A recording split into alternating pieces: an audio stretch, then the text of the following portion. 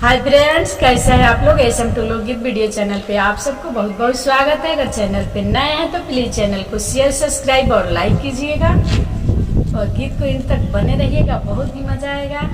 मंडप के नीचे बाराती करे शोर, बाराती करे शोर, कौन साला गुंडा कौन साला चोर, कौन साला लोफर निहारे सबके ओर। मंडप के नीचे बाराती करे शोर, बाराती करे शोर, जींस वाला गुंडा पैंट वाला चोर, टोपी वाला गुंडा निहारे सबके ओर, टोपी वाला गुंडा निहारे सबके ओर।